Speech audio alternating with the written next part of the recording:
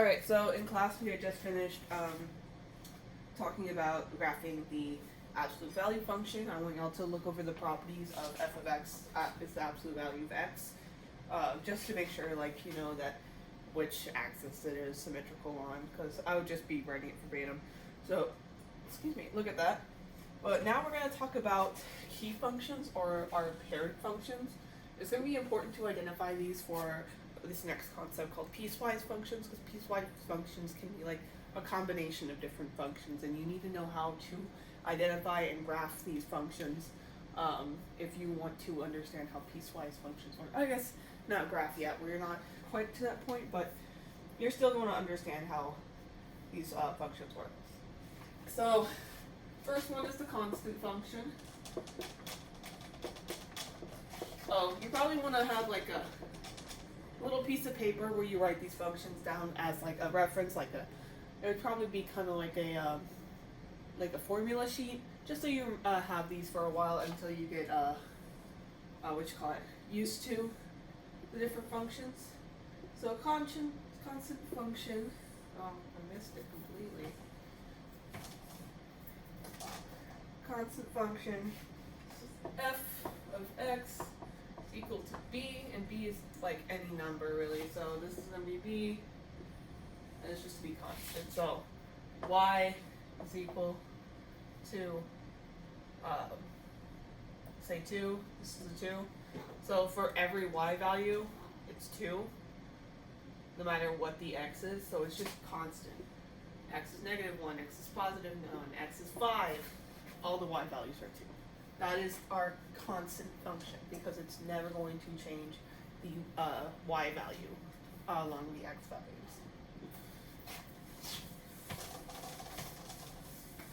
And of course, that function has a slope of 0.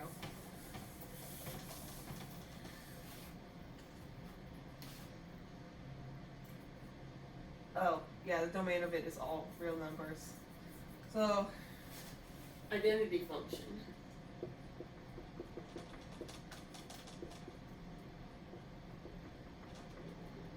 That is our good old friend,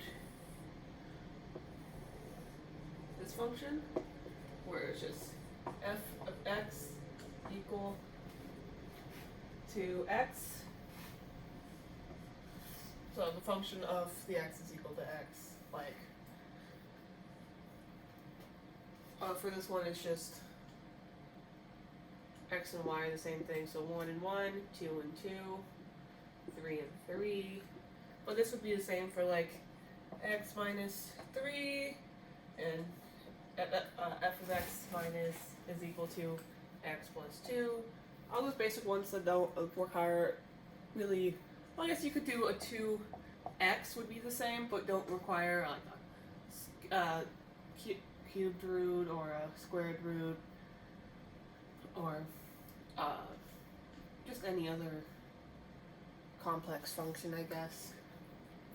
Just basic multiplying and adding, because if we have an x over something, it's going to be a different thing, so be careful with dividing. So yeah, that is our identity function. It's just the f of x equals x. Probably one of the ones you're most used to, other than parabolas. So we got our square function.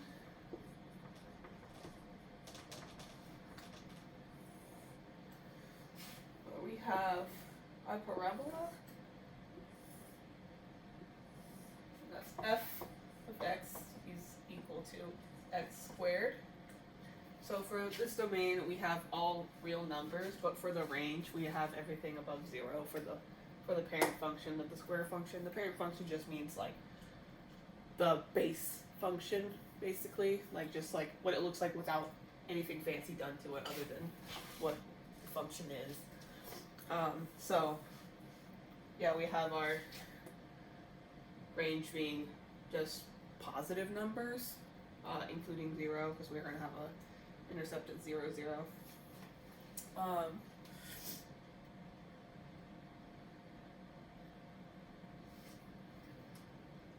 Except is, yeah, I think I Oh, it's decreasing on this interval and increasing on this interval. So it's decreasing on x is a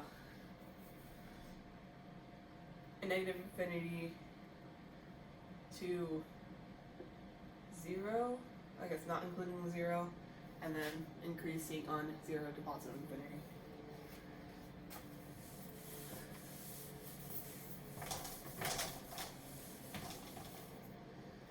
Alright, so now we're going to talk about a cube function.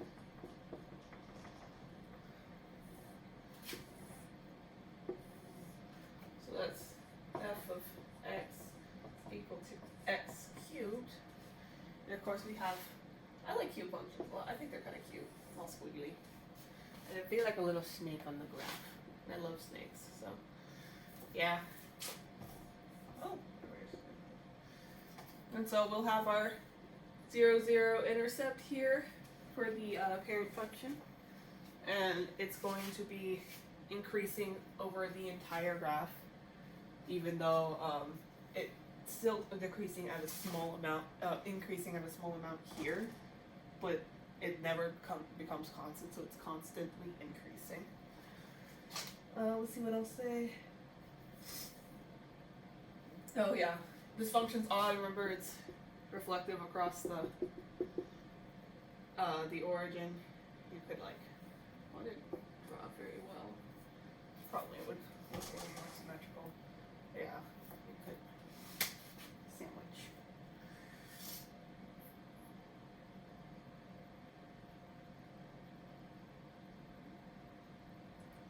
Ooh, sorry.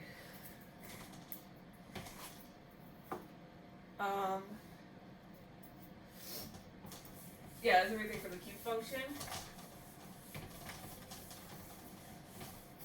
Now we're going to talk about square. How do I spell? Square root function.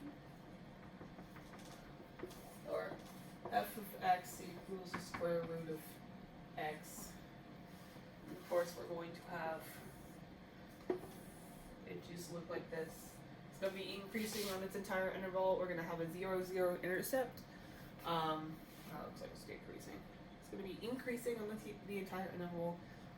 Its domain is all positive numbers. Its range is also all positive numbers. It's going, because we can't have the negative numbers and the other, and under a radical. So these other quadrants aren't going to be filled, and it's only going to be the positive ones. And it is neither, I believe, it's not reflective across any origin or axis because it's only in this one quadrant. Let's talk about the cube root function.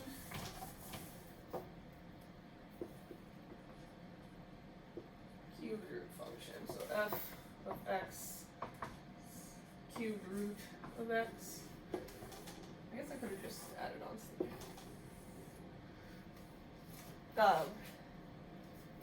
This one, of course, is also going to be reflective across the origin.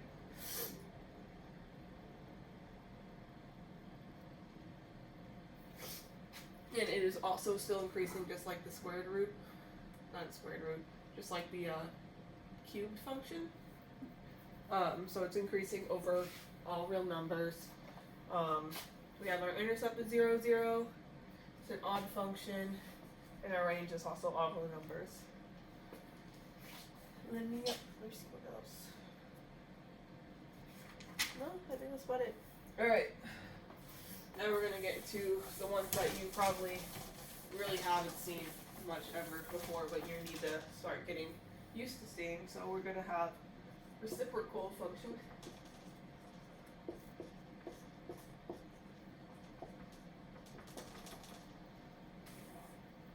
And that's f of x is equal to 1 over x. I know you've done problems and equations with this, but you quite have not looked at it on a graph, or you have and you just didn't understand how it's going to be this one. So our our reciprocal functions look kind of like this. they're going to be odd and reflective across the origin. So we got a butterfly seat. There's no intercepts. As you can see, nothing crosses over the thing. They're going to stay in their quadrants opposite of each other. We're going to be decreasing on this interval. So it might change depending on which problem. We'll go into that later on. But it's going to be decreasing on like negative infinity to 0 for the parent function, and it's also decreasing. I guess it's decreasing the entire way because this is going down. It is also decreasing on the side. Let me see. Yeah. So it's decreasing on both intervals, not including 0. But yeah, this is our 1 over x function. You're gonna have to become a little more familiar with it. Because we're gonna be using different things. Alright.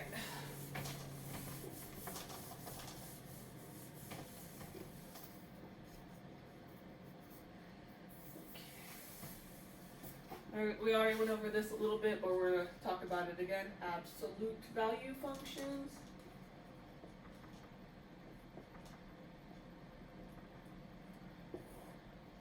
F of x is equal to absolute value of x.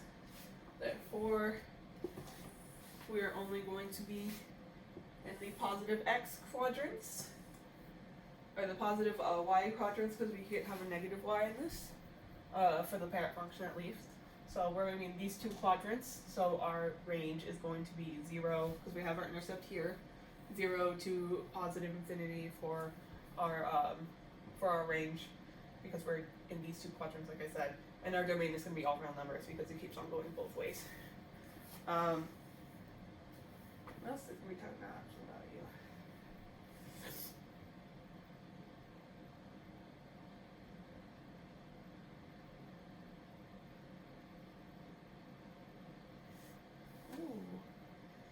This is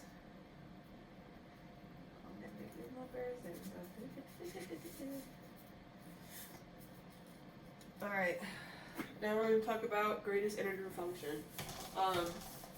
This is going to be very alien to you because it's not a continuous function and you're not going to be quite used to it. So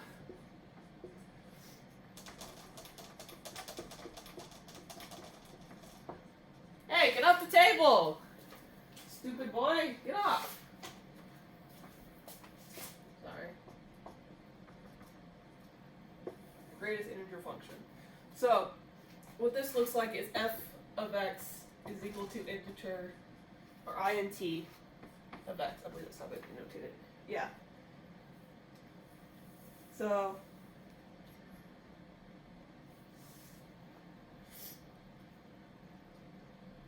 the int of x, it says here, it stands for the largest integer less than or equal to x. And for example, we have integer of 1 is equal to 1. Integer of 2.5 is equal to 2. Integer of 1/2 is equal to 0. Integer of -3/4 is equal to -1. So, the integer to pi is equal to 3. So you might be like, that makes no sense, how are you getting this? But what it just means is like the greatest integer, wherever it's closest to. So if it's 2.5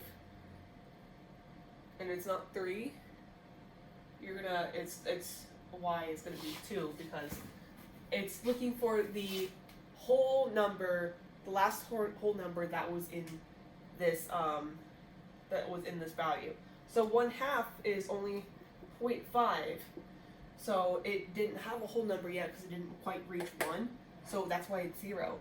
-3/4, as you know, is 1 1/4. Wait, is it 4/3? is 1, it's 4, it should be 4 over 3, is 1 and 1/3, or 1.33333. So it reached that one integer, that negative one integer, excuse me, so it's going to be -1, because it did not reach the -2 integer yet. And then for pi, we know pi is 3.1405926, I don't remember. But it's now going to reach 4, so that's why our integer is 3 for pi. We're going to sneeze.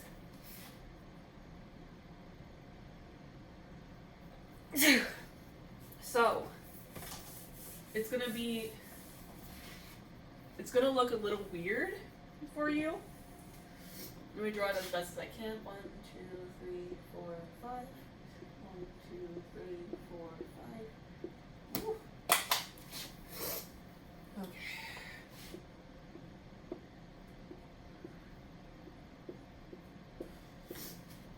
Okay, so for all values of 1 to right before 2, so 1.9999999, it's going, our y value is going to be 1, and it's going to have an empty circle in 2. It's going to look like that. And all values for 2 up to 2999999, we're going to start at 2, and it's going to include everything but 3. So it's going to have an open circle there. And the same goes for 3.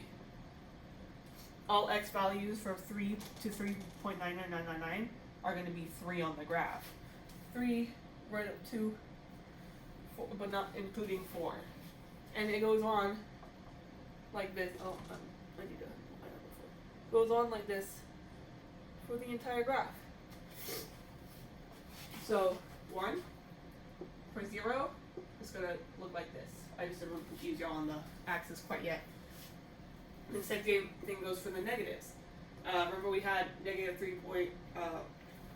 4 over 3, so that's going to be right around here, and we have our negative number.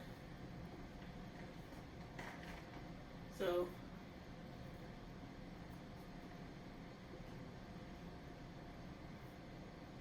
right, yeah, our ones. So yeah, the x happened. Is that right? Can you shut up? What is wrong with you? Oh gosh.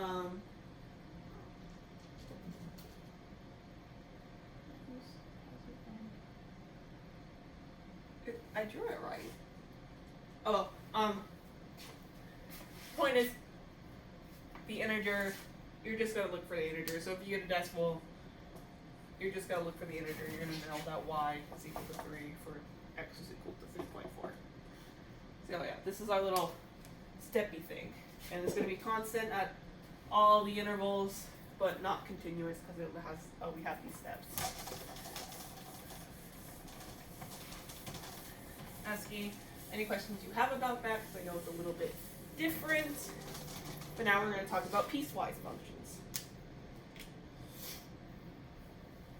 And I'll probably go over that a little bit more in class, because I want to see what y'all have questions about. Okay, so our piecewise functions are going to be, I'm going to look like this.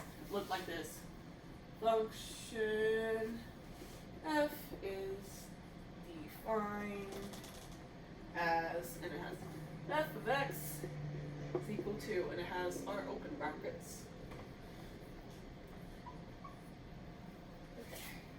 Our open brackets, and we got negative 2x plus 1, 2, and x squared. And this is if x is, negative 3 is less than or equal to x, which is less than 1.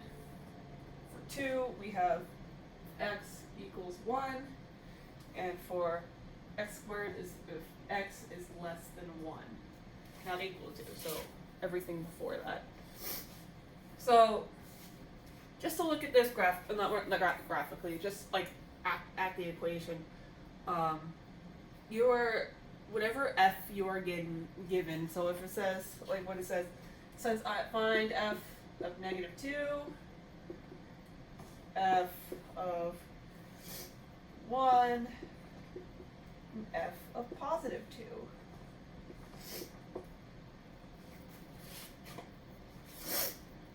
So, in order to determine what equation you're going to use, you have to look at what the x's are defined as on this side of the brackets. So, I put the little ifs. But that's neither here nor there. So when we have -2, we have -3 is less than or equal to x, which is less than 1. So we have -2 is larger than 3 and less than 1. So we're going to be using the -2x plus 1 function for this one.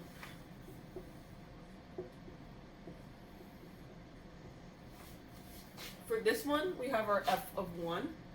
So if x is equal to 1, as it says here, it is going to be 2. So we just have it's x equal to 1. So f of 1 is just 2. That's just what is defined here. And then we have +2. So if x is more than 1, which this one is more than 1, it's x squared. So 2 squared is 4. Well, 2 squared, because 2 is our x. So that's going to be 4. And for this one, you get -2 times -2, which of course is going to be +4 plus 1. So we are going to get 5. But you see how you have to find which x is explained in which like column of this or row of this graph, row of the function, in order to find what function you use to do to it. So if I had -30, it wouldn't be defined in any of these because this graph starts at -3. So I would not have it. So -30 is not defined. But if I have +7, anything above 1 is going to be x squared. So our +7 is going to equal 49 because it is x squared. Alright, so now I'm going to try and show you how this looks on a graph. I know there's more things on our example to do, but I want y'all to see what it looks like on a graph, rather than finish those. Because it's going to be easier to look at everything whenever we graph it. Okay, so we have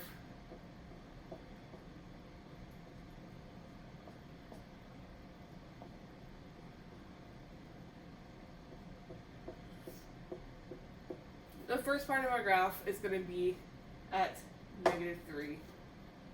So -3 is going to be our first point in the domain. So our domain is going to start out with -3. And of course we have -3 is less than or equal to x, which is less than or equal to 1. So when we get to 1, we're not going to include 1. But we got -3 and this -2x plus 1. So -3 times -2 is going to be -6 plus 1 is going to be 7. So I'm in 2, 4, 6, 8, 10. So 7 is going to be here. And then when we get to our -2, remember we have 5. And then when we had our, we're going to do -1 times -2 is going to be -2. +2 plus 1 is going to be 3. And then our 0. -2 times 0 is 0. Plus 1 is going to be 1. So our 0 is 1. But we don't go to, we don't include +1. But if we were to put 1 in there, it'd be -2 times 1 plus 1. So -2 times 1 is, negative 2 type 1 is negative 2 plus 1, so it's going to be negative 1. So we're going to go down here to negative 1. And on our, hold on, I'm going to do this. So our negative 1, and we're going to go on and do the open circle because we don't have it defined, but we have everything up into that defined. So the 0.99 is defined. And I'm going to do a little continuous line. Imagine that makes more sense graphically. It looks better. But yeah, all these points are included. Oh wait, this is not an arrow, it stops here. All these points are included except for 1. And at x equals 1, we have positive 2. So we're gonna do our point there. Positive 2. That is the only thing. And if x is more than 1, we're gonna have x is squared. X squared. So we are going to have our function for x squared start at 1, but we're going to do the open circle again.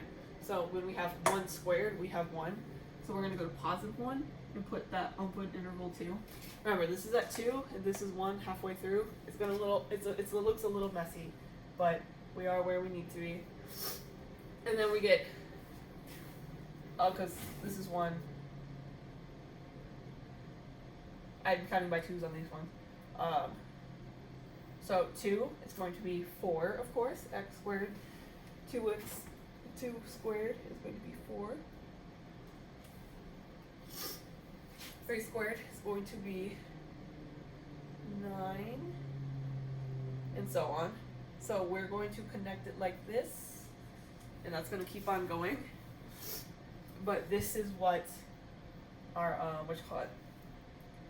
this is what the rest of our graph is going to look like, and we're just having the open interval on the 1, but everything up into the 1. So 1.00000000000, whatever number is still going to be included, so we have to put our open circle here because it's just not 1, but 1.1 is included. So that's what this graph looks like. So if we go for our domain, we still have the graph isn't continuous, but we have all from, well, no, brackets, -3 to positive infinity in our domain. But for a range, we don't include this -1 here, but we do have up to it, so we're going to do parentheses, -1 to positive infinity.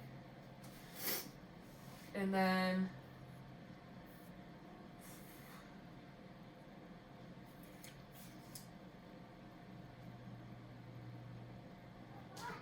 hey! So if you see here, we do have 2 intercepts, but it would be easy to find out the intercepts just by looking at the piecewise functions, because we just need to put in 0 for whenever it occurs. So wherever 0 occurs on the graph, so whenever we have, of course we can't have 0 here for the x for the y-intercept, but this there's going to be a 0 for the x and within this one. So we have to find whatever the y is for that x. So when x is 0, we have y is 1 due to the graph, but when we look at it here, we just need to find, since we are defined as 0 is in this part of the graph, we just need to plug 0 into this equation, which of course -2 times 0 is going to be just going to be 0 plus 1. So our x-intercept, or our y-intercept, excuse me, x is 0, is going to be 0, 1, and then our x-intercept is over here. This is the one that's a little more tricky, but it's still going to be defined by this one. That's why I want to look at the graph. You're going to see that it's you still want to find it mathematically, but you want to see which part of the graph this y-intercept is going to, this x-intercept is going to occur on. So you don't have to plug in 0 for all the other ones, even though they don't have 0 as part of their domain. So you don't get the wrong answers. Anyway, so we have our 0 here. Looks like 0.5-ish. But yeah, we're gonna over here. So we have for x-intercept, we have 0 is equal to 2x plus 1, negative 2x plus 1. So we're gonna put the 1 over here, subtract 1 from each side. So I have negative 1 equals negative 2x. So divided by negative 2. And that's going to be x is equal to positive 1/2 or 0.5. And that's where we get that answer. So our x-intercept is going to be 1/2, 0. Just so you see, what are y'all doing? Just so y'all see where, which function on this graph that the zeros apply to. That's why I would do the graph first before I do the intercepts. But I still want the math for the intercepts. Alright, and then of course we ask if f is continuous on this domain. And no, it's not. We break up a few times here. The domain may be included, but yeah, but there's what we call a jump here, where it goes to here for where the where 1 is equal to, and then it jumps back down here for the rest of it, right? Right. So we have f of x continuous, no cause of jump at x equals 1. Put it right here. And I believe that is everything for this. We're just explaining what is going on here. I did that. I did the domain. I did the range. Right? I did the range? Yeah. We found the range. Okay. So, now we're going to talk about classwork. Oh, did I leave my... Oh, I left my thing over there.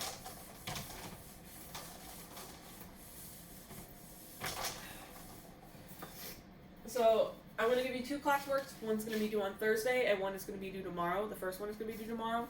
But I do want y'all working on the other one, because I don't want y'all to get behind. So it's going to be, like, kind of just floating around and not specifically tied down to a day until Thursday. So, what's tomorrow? I'll say Tuesday. Today's the 19th, so it's the 20th. Tuesday the 20th, maybe? It's going to be 1 through 21, 24. 1 through 24 of page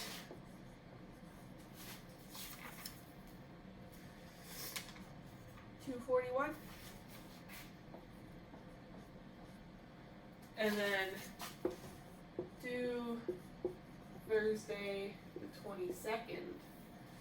It's going to be 25 through 37 odds. But if you can get it done today, so you can ask me questions about it, which is going to be page 242, I believe. Oh no, it still starts at 241.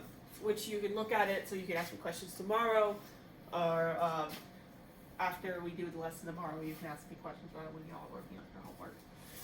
Yeah, so this is going to be due tomorrow on Tuesday, and this is going to be due on Thursday. I'm going to put this on GradeLink shortly, so that y'all can see it and know the due dates, so there's no confusion. Okay,